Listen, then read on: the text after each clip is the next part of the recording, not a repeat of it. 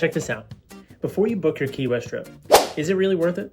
We're about to break down the hidden costs of Key West travel, the tourist mistakes you must avoid, and the real best first worst choices for your hotel, your food, and your island experiences. We're talking affordable Key West hotels, classic island eats, lively bars with happy hours, and the best free things to do in Key West that most guides tend to skip. So if you guys want insider Key West travel tips for 2026, smash that like button right now. All right, let's dive on in. Key West life is unlike any other place in the continental US. It's palm trees, pastel architecture, breezy ocean air, and locals who will tell you to sit down, slow down, and sip that rum cocktail. The island's lifestyle blends Caribbean charm with Florida Keys culture, and it feels different from places like Miami and Fort Lauderdale. Yes, the prices are a little bit higher, but with smart planning, you can enjoy the real local flavor without overspending. So today we'll cover affordable Key West hotels that still put you in the heart of the action, top restaurants and bars with exact locations on the island so you don't wander lost, and the must-see free attractions to do in Key West that every traveler Googles, and the hidden gem experiences that many guides never mention.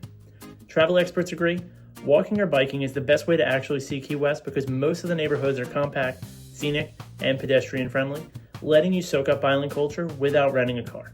So now let's talk about where to rest your head after a day exploring Duval Street, Mallory Square, as well as the historic seaport.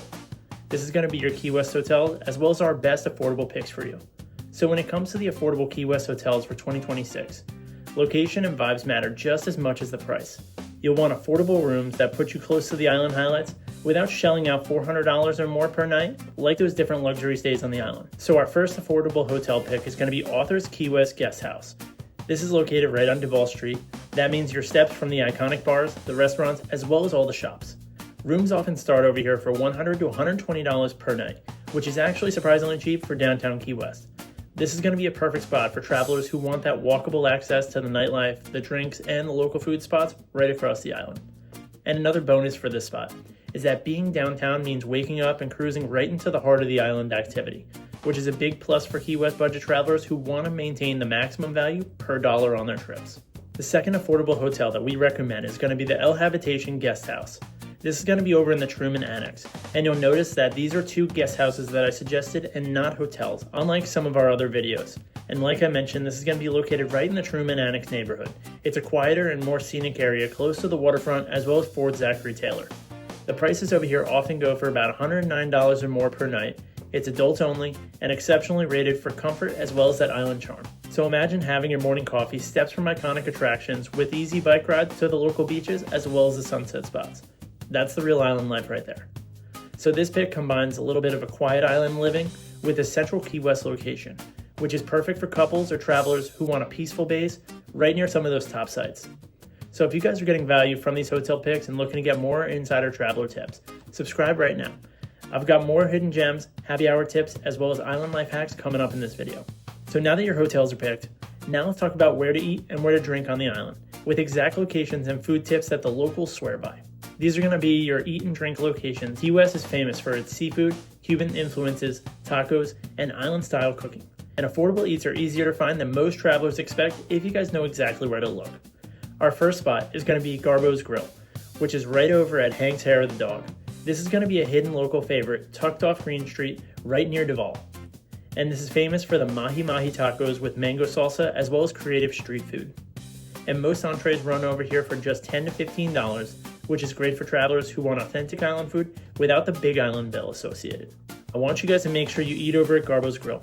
It's one of the best affordable Key West food trucks located in Old Town. So you guys can taste the island's famed mahi mahi tacos and the fresh local eats without overspending. You won't regret it. Next, let's move over to El Saboni Restaurant. There's a few different locations, but the one I'm specifically mentioning is going to be right off 900 Catherine Street in Key West. This is going to be a classic Cuban restaurant on the east side of Old Town. This is actually the first restaurant I've ever had food at in Key West. And this spot offers hearty pork, rice, beans, plantains, with most meals going for about $15 to $20 with big portions. You guys are definitely going to get your money's worth at this spot. So make sure you guys visit El Saboni right over in Old Town for that authentic Cuban cuisine as well as the local flavor. And also those generous portions for an affordable price right on your Key West food journey. Next up is going to be the Green Parrot Bar, which is right off Whitehead Street. This is going to be one of Key West's most iconic and historic bars, located right near Duval as well. They have live music most nights of the week and a laid-back island vibe with daily happy hour deals. So you guys can sit over here and enjoy live music and great drink deals right over at the Green Parrot, right on Whitehead Street, right near Duval, and it's a classic Key West nightlife spot with the local island vibes. Next, let's cover a new spot that I actually haven't been to. This is going to be Bar 1, which is at the Key West Cooking School. This is going to be around 308 Duval Street in Key West. This is an open-air cooking and cocktail small plates bar right on Duval Street, and this is ideal for late afternoon drinks paired with the scenic island breezes. And this is going to be right over near Mallory Square. You guys can sip craft cocktails at Bar 1 on Duval for the relaxed island vibes and small plates that pair perfectly with sunset views right in Key West. And they even offer make your own cocktail and make your own food lessons that you guys can take part of if you're interested. So now that your stomach is ready for a food tour through Key West's best eats and drinks, let's take you over into the best free and paid things to do that make this island completely unforgettable. Key West is small, less than 5 square miles, but packed with things to do that score high on both culture as well as value. Here's how you guys can stretch your time and your travel budget while exploring Key West's best attractions. These are going to be some of the free and low-cost experiences, and they're super walkable, and you guys are going to like these spots. So some of my favorites, the classic, the iconic, the southernmost point buoy, which is going to be right over at the corner of Whitehead and South Street. This iconic photo spot literally marks the southernmost point in the continental US. This is free to visit.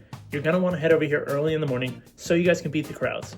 Over here, you guys can snap photos of the southernmost point buoy in Key West. It's one of the island's most visited attractions and one of the best free things to do on your trip. You definitely want to check this out. Next, I want you guys to wander Old Town in Key West. This is going to be historic streets full of pastel cottages, galleries, and lively music, all free to roam on foot. You guys get to walk through some of the most historic streets for free, absorb the island culture, local architecture, and the hidden art galleries without buying a single ticket. It's definitely worth the experience. Next, I already hinted at Mallory Square earlier in the video, so let's cover the Mallory Square Sunset Celebrations. This is going to be right over in the north end. This is going to be a daily gathering of performers, jugglers, as well as sunset views, and this spot is completely free to attend, and you'd be surprised how many locals and tourists come out to celebrate and enjoy the weather out here. You guys can experience the Mallory Square Sunset Celebration every evening. It's a top free thing to do in Key West where locals and visitors gather for sunset and street performances. Next, let's head over to my number 1 favorite beach over in Key West, and that's going to be Fort Zachary Taylor Beach Park, which is going to be in the southwest corner of the island. This is a public beach with a small entry fee.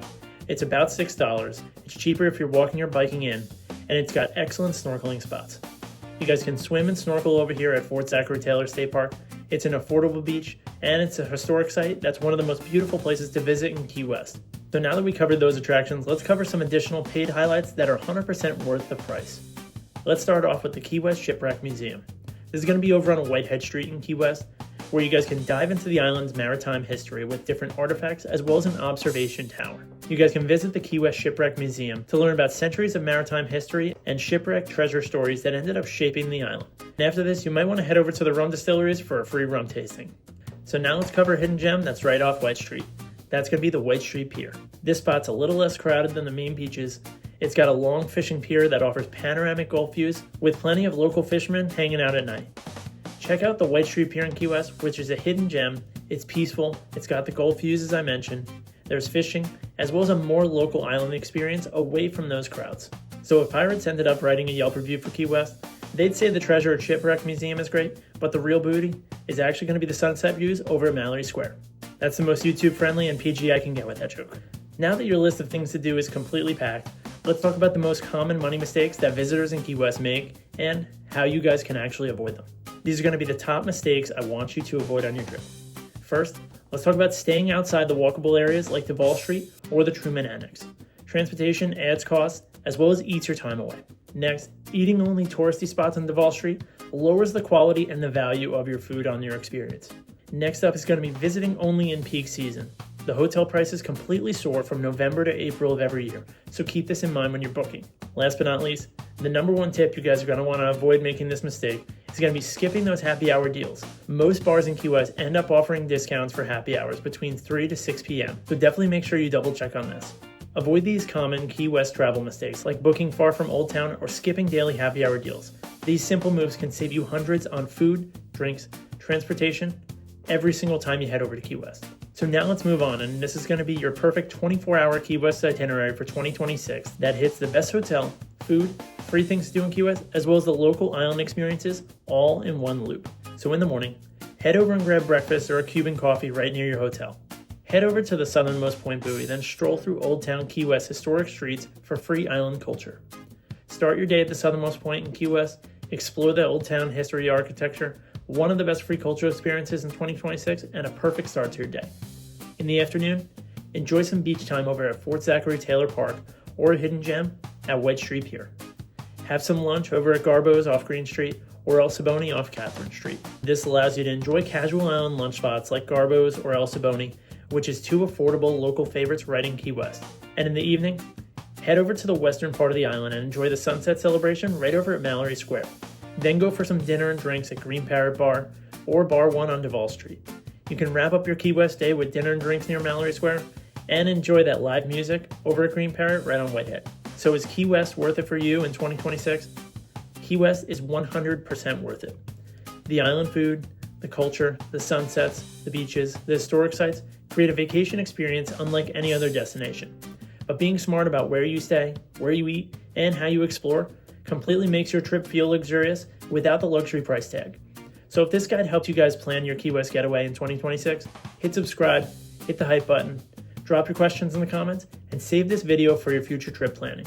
Your future self will thank you. Thanks for watching. Keep traveling.